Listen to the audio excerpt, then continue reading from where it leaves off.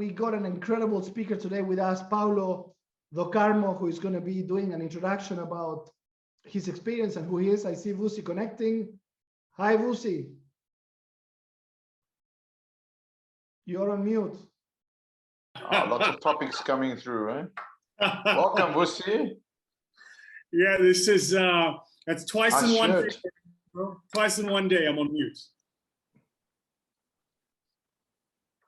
How's it going? All good? It's happening today. I had a meeting with partners and investors. So I've had one of those kind of really good back-to-back sessions. We're also hiring. We're looking for new talent for our investment business. So seen some incredible candidates, and this is a great deal for us in the conversation because for the first time we went looking for candidates globally. We didn't restrict ourselves to the geography we're in, because if I'm looking for an investment analyst or somebody to help us draft, do legal structures or transaction structures, I can actually look anywhere in the world. I don't need to just think about South Africa because we're connected like this now. And the quality of candidates is unbelievable. We've seen candidates from the Middle East. We've seen candidates from Europe, from Asia. It's unbelievable. I literally am smiling now thinking about the effect that COVID has had on all of our lives and all of our businesses. It really has opened up a completely different way of doing things. It's amazing, Vusi. Yeah. There's actually, while you mentioned that, there was a question from one of the attendees about saying that everybody talks about going to university and learning at university, but not many people talk about employability. So that touches very much on that employability is becoming very much global. So that's a great segue, and maybe just for the guys who are joining us in this conversation, Paulo, I want to say thank you for taking the time to be with us today and to be a part of this discussion. You publish what is called the alternative numbers, and you obviously publish it through your business, Shushka Media. And Lorenzo and I are business partners. Lorenzo is based in Dubai, and because we're business partners, we share a WhatsApp group. And I forwarded the newsletter that you publish and sent it to the group. Lorenzo saw it and was like, "Holy moly, we've got to talk to this guy!" This report's really good. The way he's put this stuff together is really, really engaging. So, it's a great segue for us, really, just to get a sense to understand you and a bit about how you got to the point where you're writing 3-page newsletters that guys in my MBA class are convinced you've got a whole army of research MBA students doing for you. Yeah, so Vusi, it's you've heard the story before, but everybody hasn't, and I think there's a lesson in this for people on how to pivot and how to change what they're doing, and particularly when you talk about employment and doing things. There's a guy on one of the attendees talking about he started his own coaching business. So when lockdown happened in South Africa last year, March, it was a very hectic lockdown. We literally were closed in. We couldn't go out anywhere. A lot of the people watching have probably got similar type of lockdowns in their part of the world. And I was talking, I try to keep in touch with all my contacts and all my friends just to see how they were doing. And one of the guys there said to me, I'm really tired. All I see is news, and it's bad news everywhere in the world, and I'm getting depressed. And I said to him, I'm going to send you news you can use that doesn't depress you. So I literally jotted down 10 points, and I made them into statistics, and I sent it to him on WhatsApp. And a few days later, he said, "Where's more of those things?" So I did some more, and then I shared it with a few more friends, and almost on a weekly basis, guys were saying, "Where's that stuff?" So, it just evolved. And, when we got back to work 4 months later and reopened the office, I worked with our design team to put together the little newsletter, and we tried to send it out to people using different social media sort of channels, WhatsApp, Telegram, creating a lot of groups. LinkedIn is a big one for us. And all of a sudden, it's now a 7-page weekly newsletter that is being read by close to 10,000 people every week. And today, for example, it was supposed to go out in the morning and we had some delays. And it went out just now. Actually, it's live on LinkedIn. If you guys follow Shushka, which is SHUSHKA on LinkedIn, you'll get it there. And people were messaging me, were sending me emails and WhatsApps and private messages and saying, where's this week's numbers? Where is it? Yeah. So, yeah, so they're out. We're having a lot of fun with it. Tell your MBA guys, it's not a big team. It's just me and my designer friend. And we're having a lot of fun with it, and we hope it spreads. You know, we encourage people to share it, and then we're just happy at this point that people are enjoying it and looking at global things from a different perspective, which I think is why we're on this call, to look at things from a different perspective. Obviously, one of the reasons it's doing well, and it has done well, and it's grown at the rate at which it's grown in such a short space of time, I think is because you're presenting things people have heard about, but they didn't understand, right?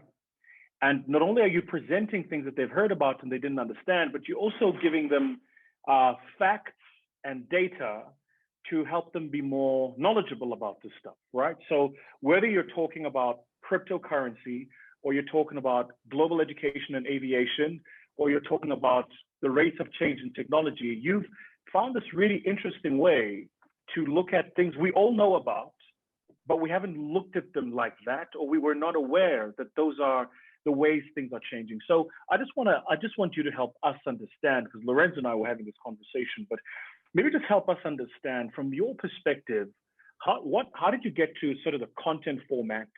And the real question I'm actually asking you is this: what in your mind is the stuff that's changing, that the over 500 people joining us in this conversation, over 160 on Zoom alone, what is the stuff that's changing that you think they need to be aware of?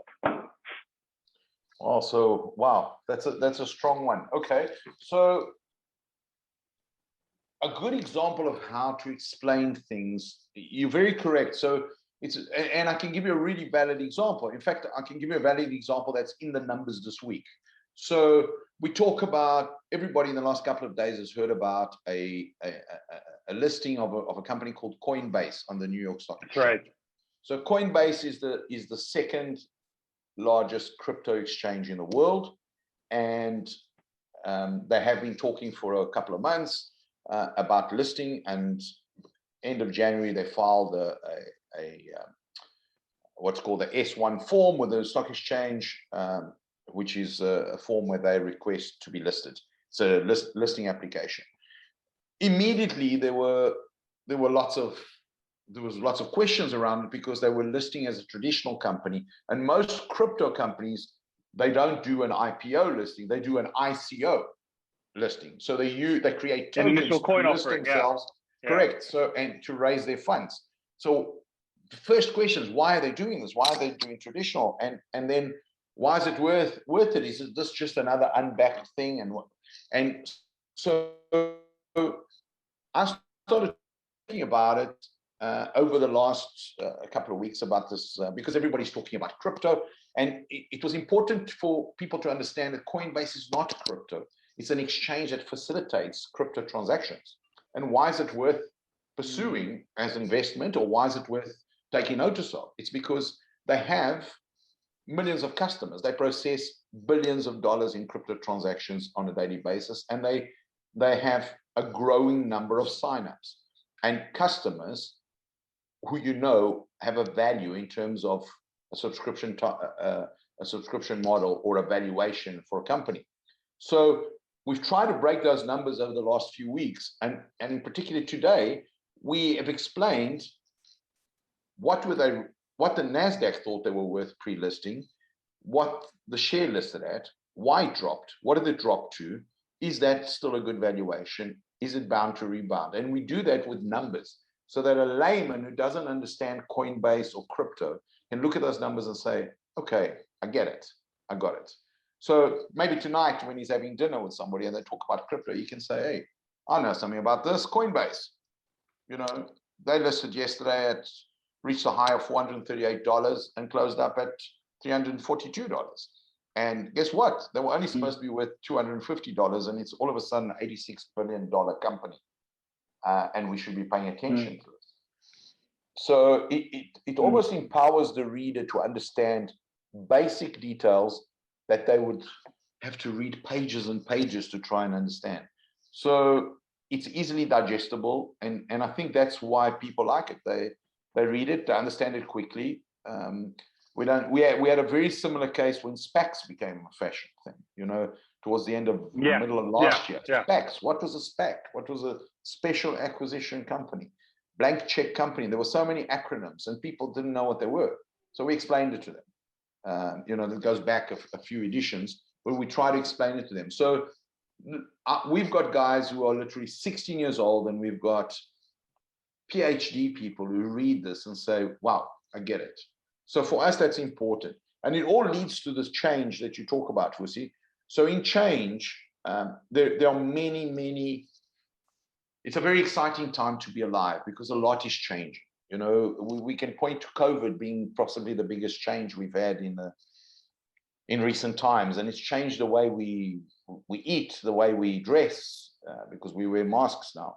You know, if you thought about wearing a mask into a retail store 5 years ago, people would say you're crazy, probably throw you in jail. But today, you have to wear the mask, and you know, it's changed the way we are. We're talking about changes in digital adoption. You know, for years we've been talking about digital adoption. You know, it's accelerated so much in the last year. Here we are having a global powwow using technology. We probably wouldn't be doing this 4 or 5 years ago. We'd be renting some luxury hotel somewhere, and we would fly people in, the delegates, and we'd make speeches and, you know, maybe have coffee afterwards and do that. Now we're doing it on Zoom, live on Facebook. A lot of the technology companies have accelerated their development and their product ramp. So products they had on their wish list for 2, 3, 4, 5 years time are being launched right now. The acceleration has taken place. Finance, cryptocurrency, you know what that's done in the last 2 years, even in the last 6 months. It's a big change where people are starting to look at cryptocurrency and the underlying technology, which is blockchain, for what it's useful, what it can do. It's major financial players are starting to adopt it. PayPal recently started accepting it as a payment. It's famous. Elon Musk has said he'll sell you a Tesla car if you pay in Bitcoin. And he went and bought a whole lot of Bitcoin himself. I think $1.5 billion worth of Bitcoin for the company. So there's a lot of these changes. There's a lot of change in the human behavior and in human rights faster than what we've seen. You know, the movements that Martin Luther King and the suffragettes went through, it took them 30, 40 years to achieve. In the last year, we've had things like Black Lives Matter and Me Too, and those movements have achieved more in 6 months to a year than previous movements achieved in 30, 40, 50 years. You know, you and I are both in South Africa, and we know how long apartheid took. And yeah, we're having mainstream conversations on a global level through digital adoption about things that matter. And this affects business and investments and finance and how we live in a very big way. And we are also, for the first time in history, learning to adapt really quickly. You know, it took my father about 5 years to send a text message on his mobile phone. But right now, he's got a Gmail address in less than 3 months, and he's got a Facebook account. So, you know, and he's 82. So he's adopted a lot faster than he did in the past, because it's interesting, because it's digestible and it's compact. And this is a global movement. Everywhere in the world, we're adopting this. People are more connected. People are becoming more banked. People are having access to data more and more. It's not enough, but they are getting more and more connected. And that brings about this change, and it's a change that we are adopting faster and faster. There's something I just want to talk to you about a little bit about this, Lorenzo, because it tags on a lot to the work that you do. But there's a theme here that keeps coming out consistently, which is this idea that the world, the globe has become a village, right? So it's interesting, right? Because if you think about the evolution of man, we started first living in caves right after the kind of the Neanderthals. We started first living in caves as a unit, right? Homo sapiens. We went from living as a single family unit and we pulled units of families together and we had these things called tribes. And to keep tribes together, we had to invent language, we had to have culture, we had to have traditions, and we had to have laws and rules. There's things you can't do because if you do them, you know, the tribe falls apart. And the stronger tribes took over other tribes, and then all of a sudden, you know, you had mega tribes. And from mega tribes, you went into the idea of kingdoms. And then from kingdoms, we became the nation state.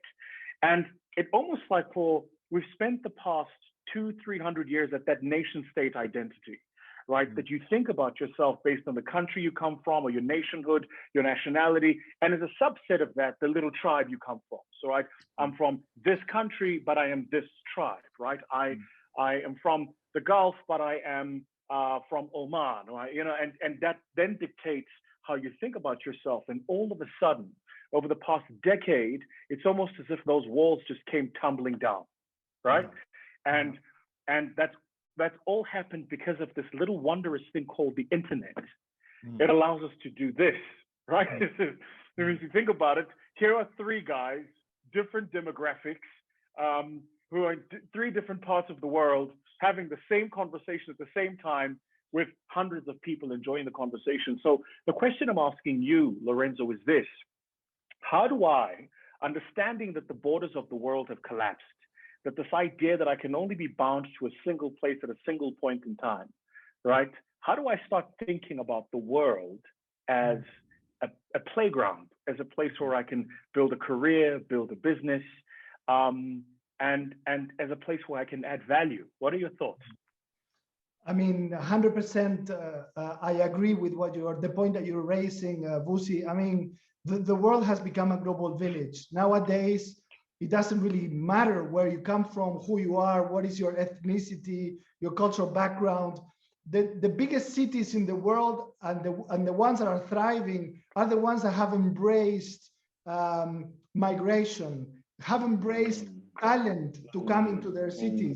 You think of London, New York, now Dubai, Johannesburg at some point was attracting the talent of Africa that was coming into Johannesburg. So those cities grew from this aspect of allowing people to come and concentrate in one place for the benefit of the individuals, but for the benefit of the country. So I think what Paulo was mentioning earlier, the fact that what Corona has brought, it really made us rethink on the way that we do everything, the way we operate, the way we live, the way we do business, where we set up our companies, where do we relocate, where is more convenient, where is more efficient, tax-wise, security-wise, where do I have access to human capital, where can I ship my products more efficiently and connect with the rest of the world.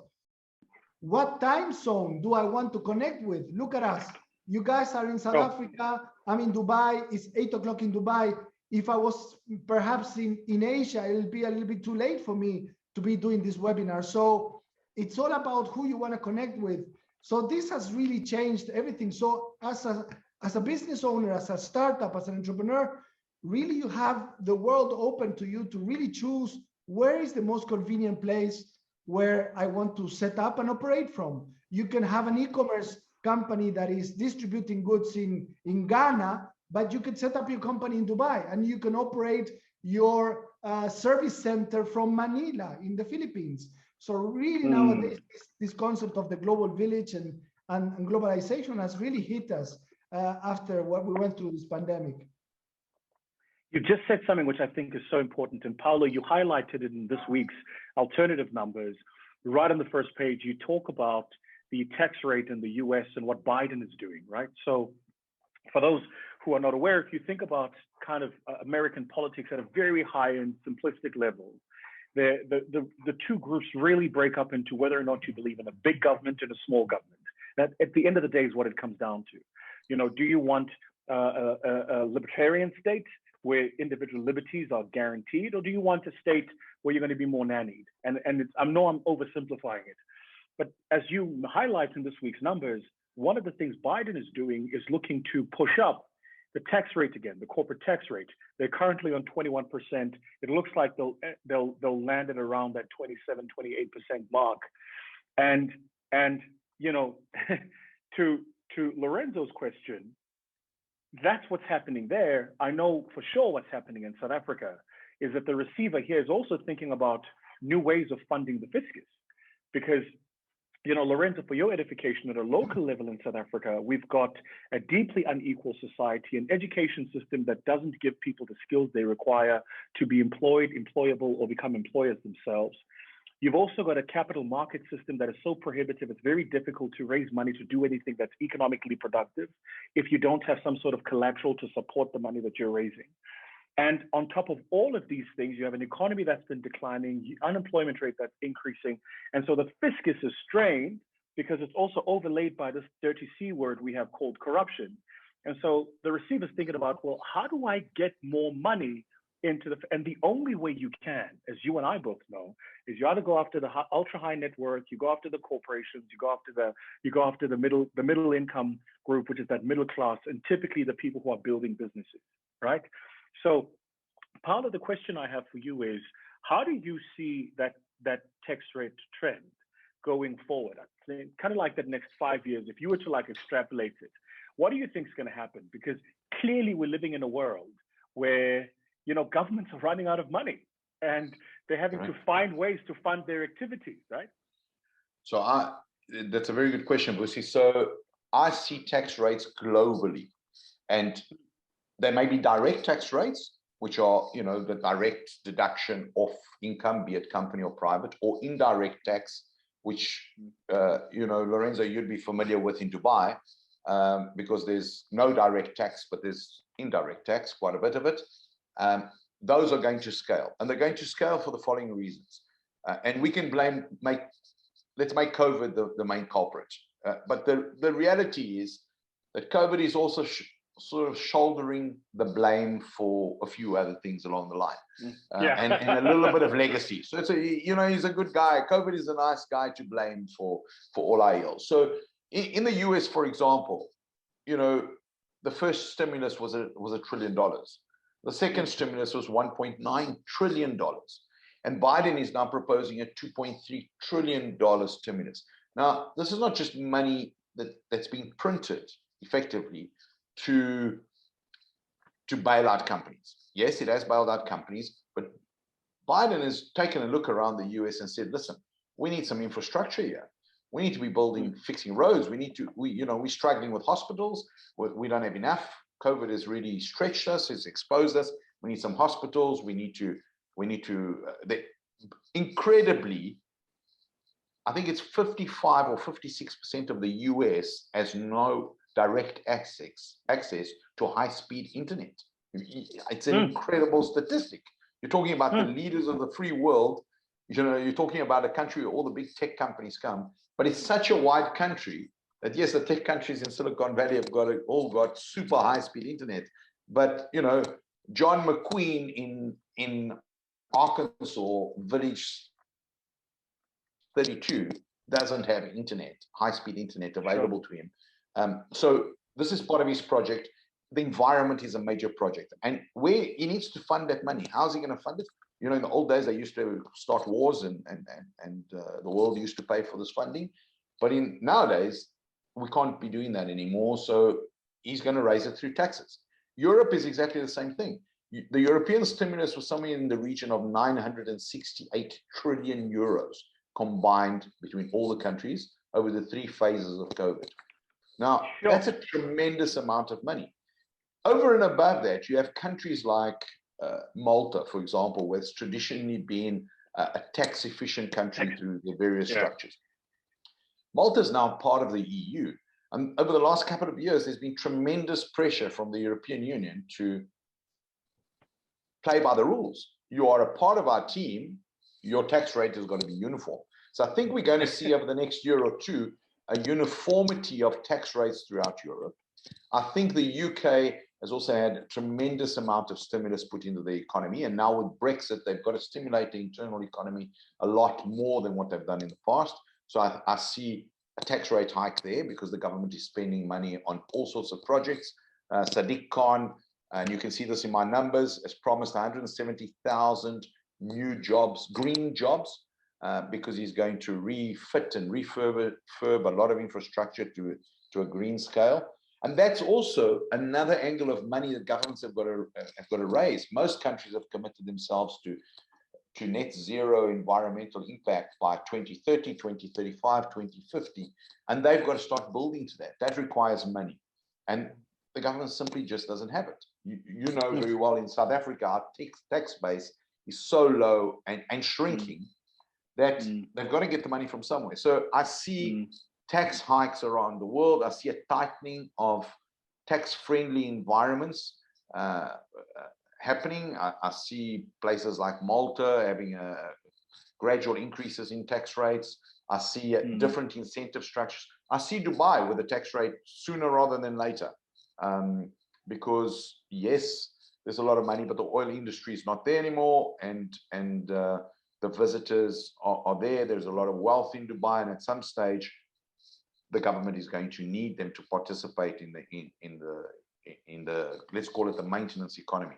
So I see it spreading wide. I see governments having to intervene very strongly in bridging the gap between the low income bracket and the higher income bracket. You will have seen from the new Forbes billionaires list, the world's got 660 new billionaires, more than ever before. So again, the rich get richer and the poorer get poorer. The divide is so much larger, and in particular in a lot of countries, like a lot of continents like South America, Africa, the governments are going to need to spend real money uplifting the bottom of the economic scale, at least into a middle scale. And that's going to require a lot of capital injection, and that money is going to come from tax. And who can pay that tax? The higher level. So I see it happening. I see it happening quicker rather than slower. I think in the next 4 to 5 years, we're going to see that worldwide. Lorenzo is somebody who's traveled to Dubai several times, more times than I actually remember. Dubai is always interesting, right? Because no matter where in the world you're traveling, you actually travel to Dubai. You board an Emirates flight, you land in Dubai. So it kind of doesn't matter where you're going. Yeah. You know, from your perspective, just in this conversation about how the world is converging on itself and kind of these macro geopolitical forces that are shaping the world, right? You and I had a meeting with one of the very senior people in the investment landscape in Dubai, talking about how do we do stuff together around the investment space that's exciting. You and I also both know the amount of just unbelievable amounts of institutional, high net worth, family-linked capital that's sitting in that region. What for you do you think is the future of where Dubai sees itself? Because it's pretty clear to me when I read the literature, when I deal with people like yourselves, like our friend we met with the other day, that there's a very clear understanding that the past of Dubai is not the future of Dubai. It's almost as if there was a conference and they were like, right, this is the past. Now we need to build a future, right? And I've got to tell you, as an African, that for me is very inspirational stuff, because I think one of the things we do as Africans is we spend way too much time, you know, talking about the past. And it's not to say the past is not important, but there is a point where you got to go, okay, so what does it mean for the future and how do we build it? So maybe just from your perspective, I'm an entrepreneur, I'm listening to this conversation, I'm operating in tech space, the knowledge economy, I'm looking to become a global nomad, I'm considering whether or not I should base myself in Dubai. Where do you think Dubai is kind of thinking about what its future looks like and what it can bring to the global economy? That's a great question, Vusi. Thank you for bringing that up. Look, I think the success of Dubai comes from the fact that they have always been one step ahead of understanding and knowing what the future looked like. So 15, 20 years ago, when they realized that the power was going to be in turning Dubai into this global transport hub of the world where everybody will be transiting through Dubai. Imagine when Emirates started back in the 70s, there was literally nothing here. Imagine how visionary this was to say, I'm going to go out and build the biggest airline in the world in a place that didn't exist. There was one highway. It didn't have an airport. Yeah. Yeah. So this shows you that the people here are always looking ahead. So they were looking ahead back in the 70s and 80s, how they turned the city into being this magnet of travel and tourism. So they invited all the world hotel chains and the big brands, and they all came here, and they made it very flexible and convenient for these big brands and these big conglomerates to come and set up. Then they realized that, you know, becoming this hub of transport, Emirates connecting, they went out of the way. They were connecting routes with cities and countries that maybe commercially was not even beneficial, but they knew that the power was in connecting the world. So Dubai became this hyper-connected country or city around the world. Now, the last 2-3 years has been all about technology, about entrepreneurship, about bringing talent, about sustainability. So now recently Dubai introduced the 2030 plan. If you look at what this plan talks about, it's looking to have forests and rivers and sustainability at the core of everything, because they realized that sustainability wasn't something that it was a strength for them, because to build in such a place in the desert is not an easy place. So imagine how expensive it is here to build cities with forests where the environment is so harsh for trees and grass to grow. And so, but they know that they need to turn this city into a sustainable city in order for them to maintain this position that they have of being a world leader. But a little something I wanted to throw into the conversation that we were having before about this global village and about how people are becoming these nomad entrepreneurs, you know, and you were talking about taxes in the US, you know that there is this industry of the second residency and second passports, second citizenship industry, where people are investing to buy a second citizenship and buying a passport. You know what's one of the biggest markets for this industry? What? The US.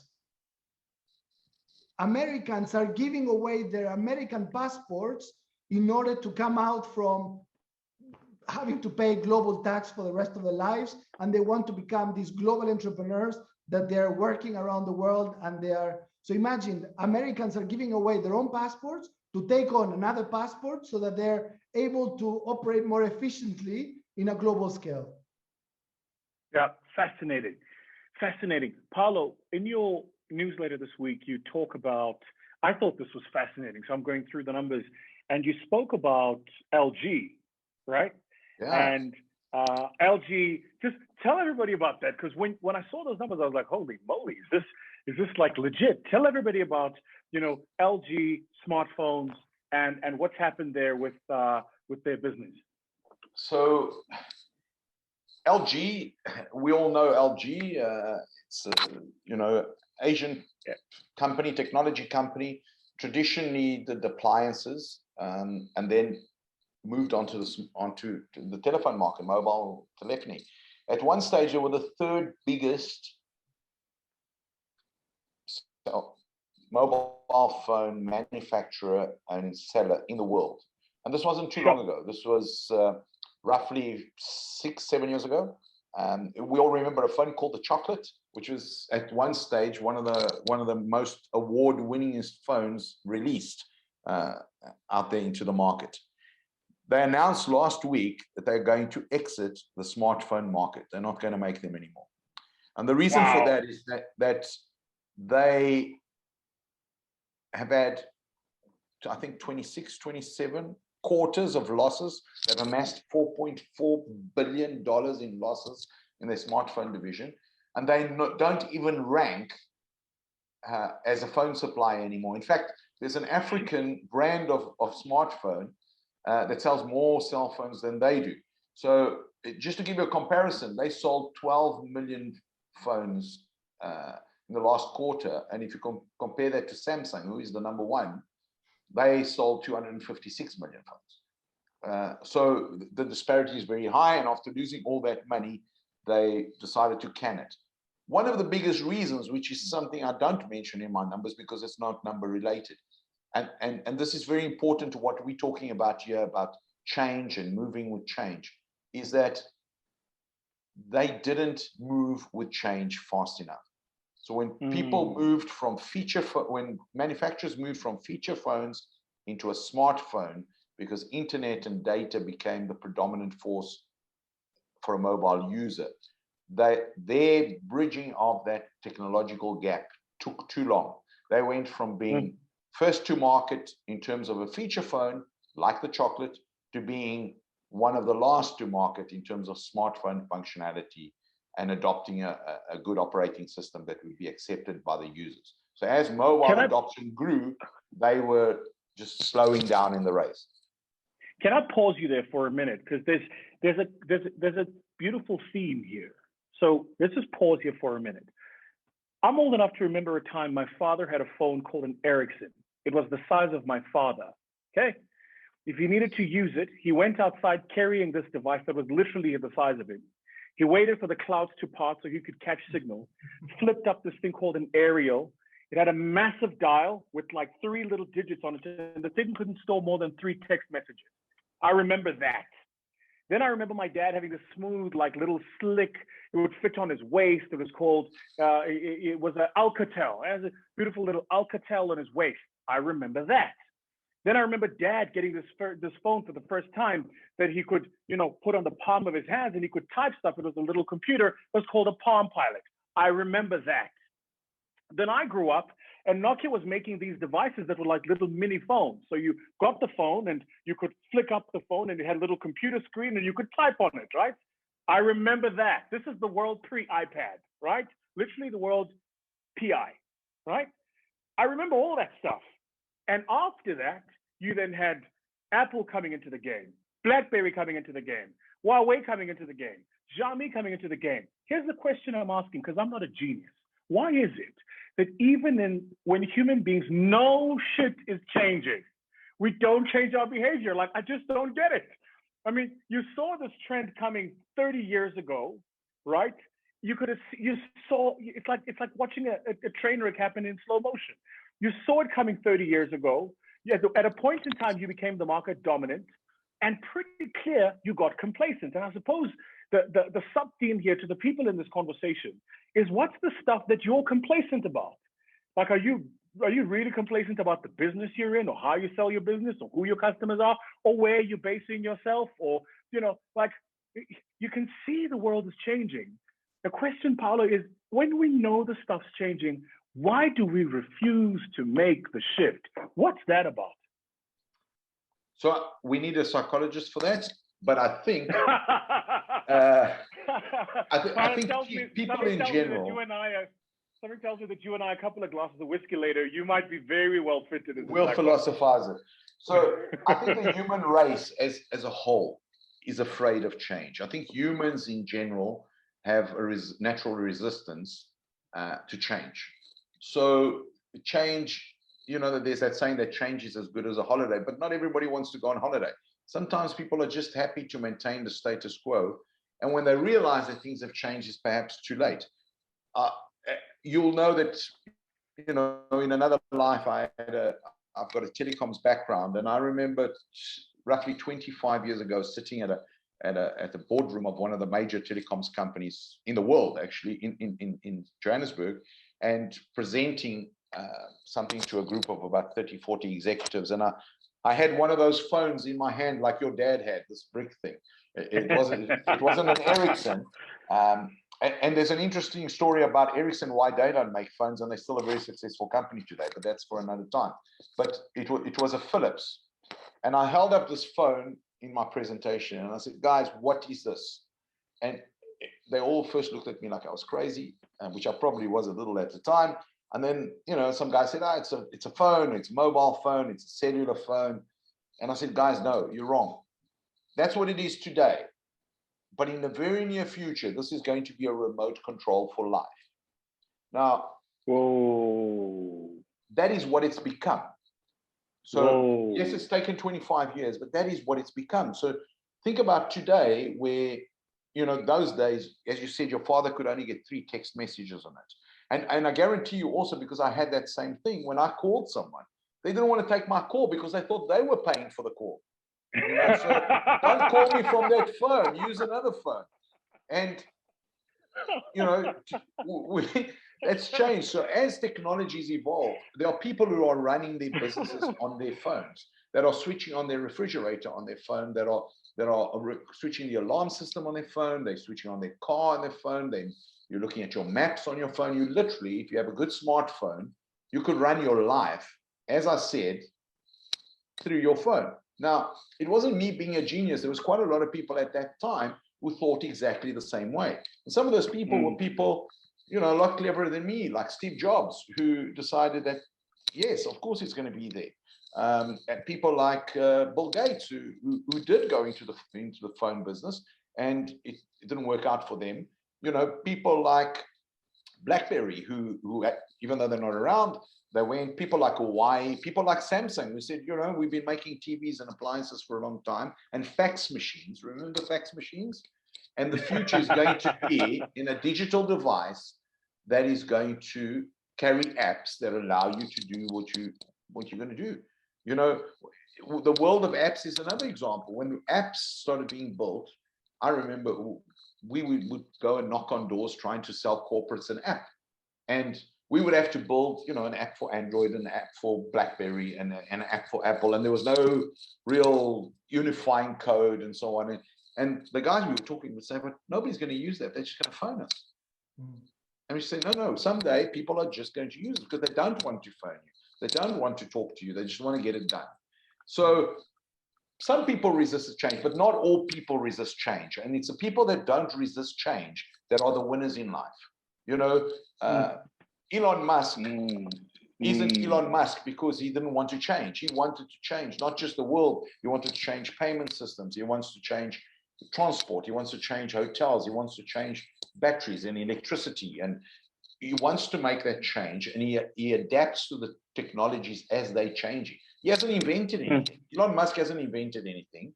He's taken existing technologies, he's adapted those technologies in a new way, and he's surrounded himself with the best people to help him. You couple that with a tremendous work ethic, and you've got success. That's really what it's about.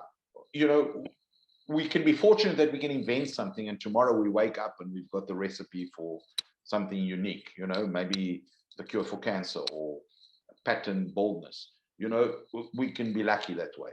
But chances are that if we think hard enough about something, we adapt to the existing technology, we then look at what the environment is doing and how it's evolving, and we use those technologies in a new way, we're going to make those changes.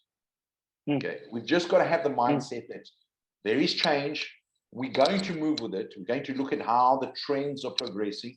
We're going to follow them, and we're going to put in a lot of work, because, you know, that's the most important thing. We've got to put in the work, and then we're going to achieve that. And it doesn't matter what field it's in. You know, yes, there's luck in the world and there's opportunity, but at the end of the day, if you don't do the work, you're going to get found out. So I think that we see the change. Some of us are afraid of it, but we need to be a little bit braver. We need to look forward with that change, adapt our skills, use what's the tools we have at our disposal, and do things a little bit differently, and we're going to get there. A little one that I can add there, Vusi, on that topic. Go and for I see this with a lot of business owners around Dubai, the people that we deal with, is that on its own, the business that you are operating, that you're running on its own, it's hard work. You have to keep up with all the changes around you, and, you know, make your clients happy, deal with finances, deal with operations, deal with your marketing.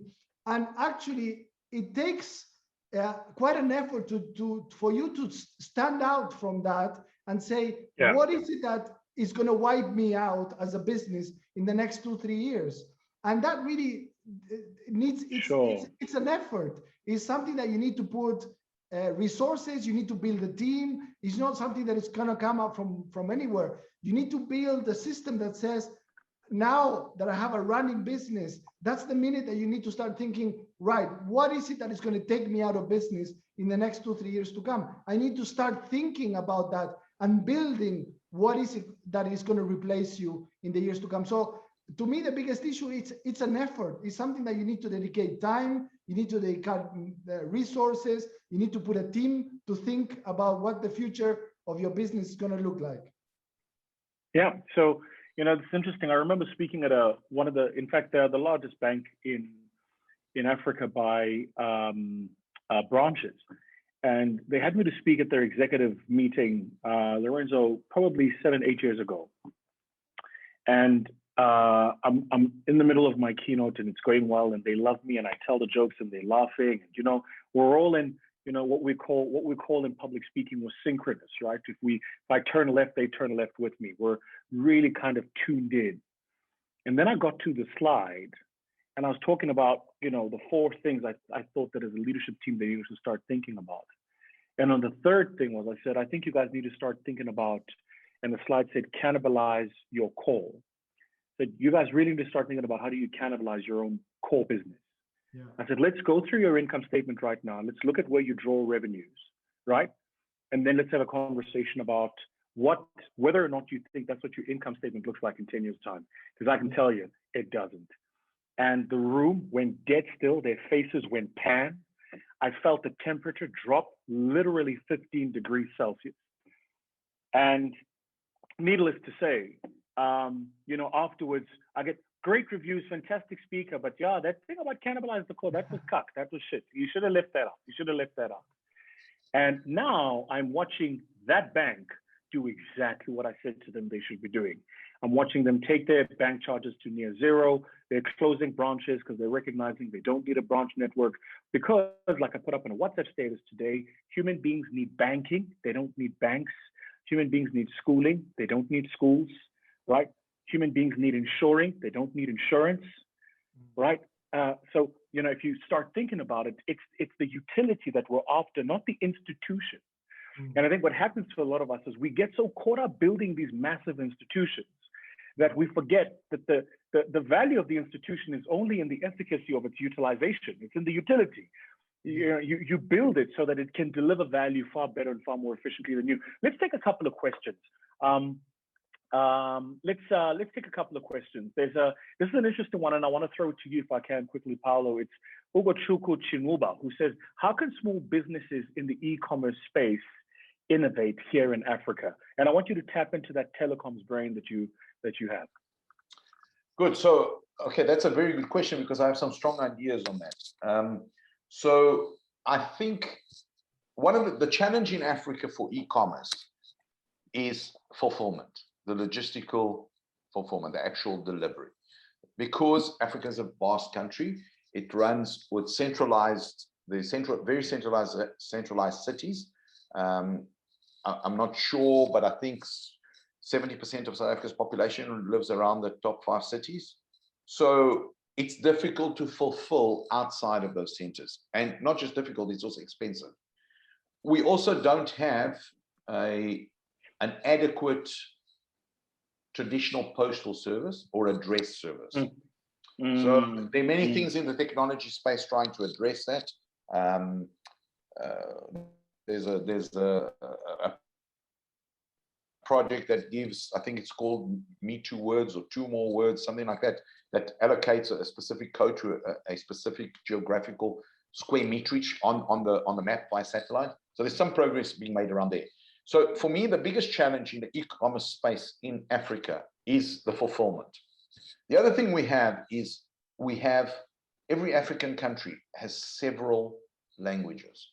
So in South Africa, we have 12. In my home country, in Angola, there are 7 or 8. Every country has several languages. So the marketing of products, even though there's usually a unifying one like English in South Africa, it becomes difficult to manage and to address clients. So, and then there's connectivity, which is a big one. But so not everybody's connected, and not everyone can afford to be connected. So to have affordable data connectivity on a device for everyone is a task. It's a major task. It's been people have been trying to address it for decades.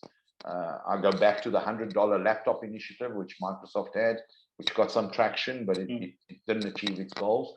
So connectivity is a major thing, because if your customer can't access your e-commerce site, then you're not going to sell anything, even if he's got money. Then the next challenge is to bank these people, or to provide them with a banking or a payment solution. So there are a couple of companies doing some good work around that. There's a group in South Africa called Ukeshi, which is trying to expand through Africa. They've got a really clever system which basically empowers people transactionally, and that could make some serious inroads. So those are the challenges: fulfillment, connectivity, the centralization, and payment.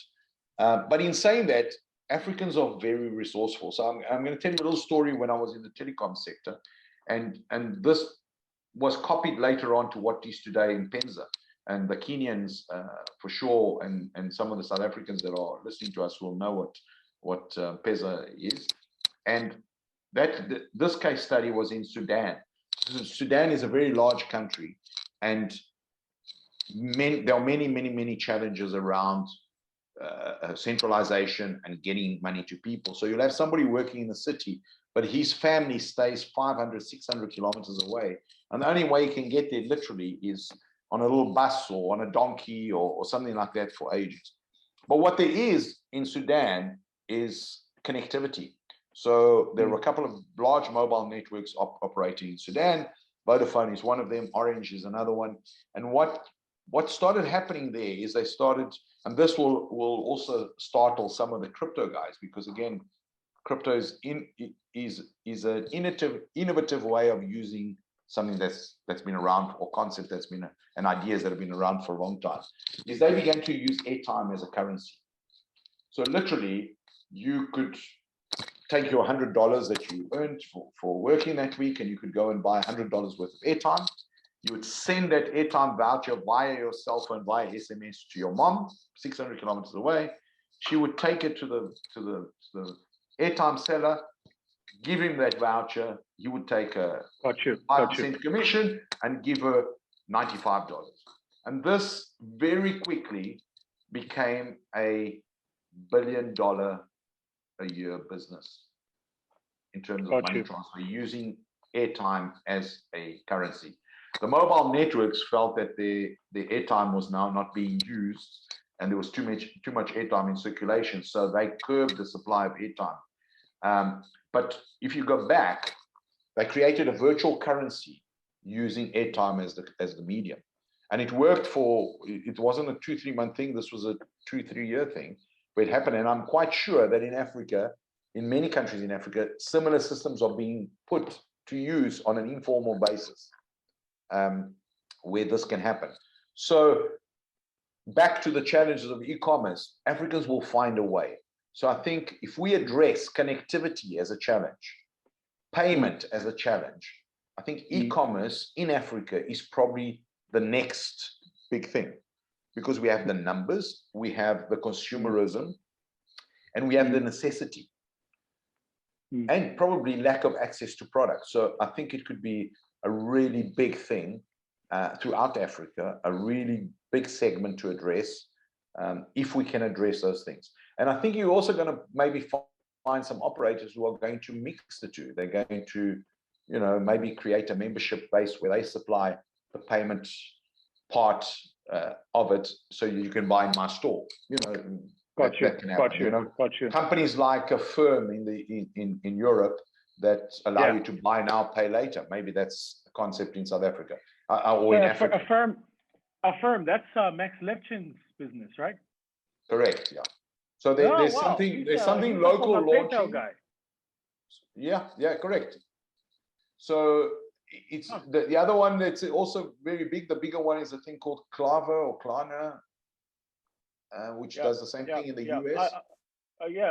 It's interesting. It's this new wave of basically lay-by on e-commerce, right? It's well, we've been doing that for years. Remember when you went to Edgar's, brought your account, and you had 60 days free interest, and you bought your pair of jeans, and then you paid it off over the next 2 months, supposedly interest free. although the price was slightly loaded. So it's exactly the same model. So they've taken an existing model, which was a card retail store concept, digitized it into an e-commerce platform, created a much larger catalog of products, and made it accessible to probably a much wider market because it's the connected market. And the same transaction takes place. You buy now to pay later. So it's taking existing things and putting them out there in a new way. That's change. That's adopting change, using the technology to move along. Absolutely love it. Last question for you, Lorenzo, and it comes from Ayazona Consulting. She asks the question, what businesses are allowed to operate in Dubai? Like, do you have specific industries that you work with? For instance, we're in HR. And also, do you work with businesses that have an expertise in a particular area? So that's the first question. And the second question is, she says, please elaborate on the opportunities of how we can set up with you in Dubai. Great question. Yeah, thank you for that, Vusi. We work with all type of companies, different sectors, whether you are in consulting, in HR, in trading, in oil exploration. All sorts of companies are welcomed in the UAE. And us as a company, we facilitate the setup of all of these different type of activities. Traditionally, there's a very big service industry in Dubai. A lot of these consulting type of companies, HR companies, we set up on a daily basis, these kind of companies. To give some ideas, as a total group, we set up more than 500 companies a month that we facilitate startups and entrepreneurs here in Dubai. We operate with most of the most important free zones in the UAE. So in Dubai, there's two or three different main forms to set up. You can set up a company in one of the free zones. You can set up a company in what is called in the mainland. It could be in Dubai mainland or in Abu Dhabi or the other 7 Emirates, or you can also set up an offshore entity.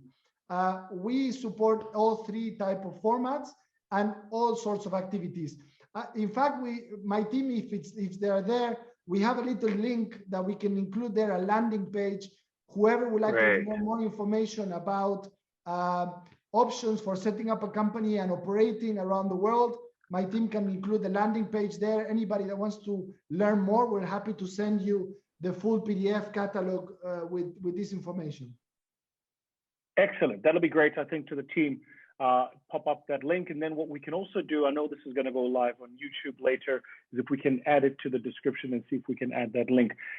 Gents, we're out of time. Paulo, how do guys get a hold of the newsletter? Where do they subscribe? Where do we find you? Where are the social media platforms that we can dig into that Angolan brain of yours? So yeah, LinkedIn at Shushka. I can type it up and the profiles follow from there. So all the social media, Facebook, Twitter, Instagram, and we're also on Telegram. We have a non-intrusive group on Telegram and on Signal. We have one on WhatsApp as well, but that's limited membership, where we publish not just the numbers on a weekly basis. We have different types of content that we're trying to get out on a daily basis. So they can just follow Shushka on LinkedIn or go to one of the social media platforms, and it's at Shushka. I've just put it onto the chat,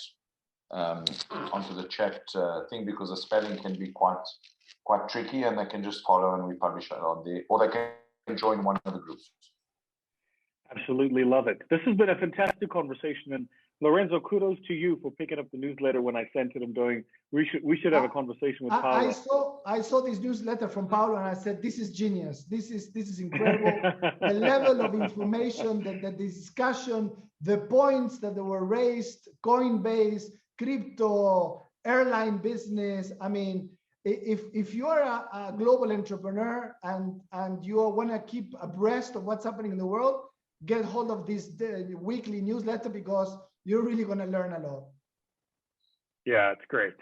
Gents, thank you so much for your time. The links are up. You can go and follow. Please go follow Paulo. I publish all your stuff, Paulo. As you know, I often sharing it all over the place. Thank you. And I know that I owe you a coffee when I'm either next in Cape Town or you're up here in Joburg. So we'll do something. And Lorenzo, good to see you again. Let's keep chatting, and I'm looking forward to the next one of these. Thank you so much. Thank you, everybody. Excellent. Thank you. Thanks, gents. Have a good evening. Cheers, Thanks bye. everybody that joined the conversation. Thank you so much for being a part of this conversation. We appreciate you. We appreciate your time. Cheers. Thank you.